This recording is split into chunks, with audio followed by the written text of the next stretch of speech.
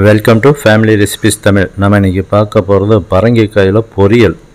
இதை ரொம்ப சுலபமாகவும் ஈஸியாகவும் குறைஞ்ச பொருட்களையும் ரொம்ப ஈஸியாக செஞ்சிடலாம். அதை எப்படி செய்யலாங்கிறத பற்றி நம்ம இன்றைக்கி வீடியோக்குள்ளே பார்க்கலாம்.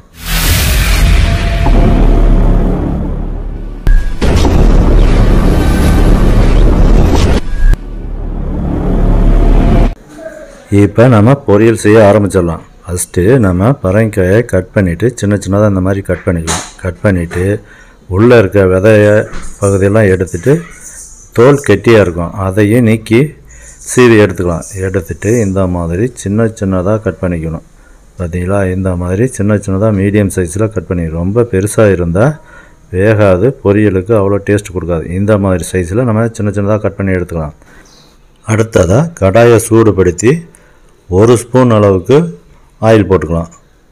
ஆயில் நல்லா சூடானோடனே கடுகு உளுந்த பருப்பு போட்டுக்கலாம். கடுகு உளுந்த பருப்பு நல்லா பொரியட்டும். நம்ம வீடியோ பிடிச்சிருந்தா ஃபேமிலி ரெசிபிஸ் தமிழ் சேனலை சப்ஸ்கிரைப் பண்ணுங்கள், லைக் பண்ணுங்கள், ஷேர் பண்ணுங்கள், பக்கத்தில் இருக்க பெல் பட்டனை எனேபிள் பண்ணுங்கள். இப்போ 1 ஸ்பூன் அளவுக்கு ஜீரகம் போட்டுக்கலாம்.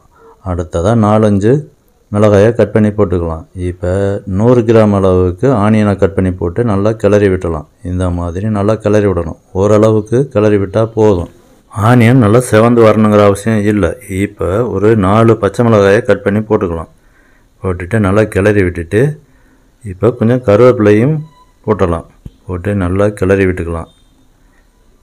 இந்த ஸ்டேஜ் வந்த உடனே நம்ம ஏற்கனவே பரங்கிக்காயை சின்ன சின்னதாக கட் பண்ணி வச்சுருந்தோம் இல்லையா, அதை இதெல்லாம் ஆட் பண்ணிடலாம். ஆட் பண்ணி நல்லா கிளறி விட்டுறலாம். கிளறி விடால நிதானமாக பொறுமையாக கிளறணும். இல்லை அப்படின்னா உடஞ்சி கொசன்னு போயிடும். அதனால் நிதானமாக கிளறி விட்டு இதுக்கு தேவையான அளவு கொஞ்சமாக தண்ணி ஆட் பண்ணணும். அதிகமாக ஆட் பண்ணோம்னா குழஞ்சி தயிர் மாதிரி ஆயிடும். அதனால் கொஞ்சம் கொஞ்சமாக ஆட் பண்ணி தேவைப்பட்டால் மட்டும் கொஞ்சமாக ஆட் பண்ணிக்கணும்.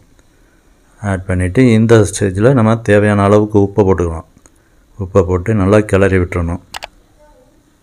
பார்த்தீங்களா, இந்த மாதிரி பொறுமையாக மெதுவாக கிளறணும். இப்போ அடிப்பிடிக்கிற மாதிரி இருக்கும். அதனால் மறுபடியும் கொஞ்சமாக தண்ணி ஆட் பண்ணிக்கலாம். ஆட் பண்ணி நல்லா கிளறி விட்டலாம்.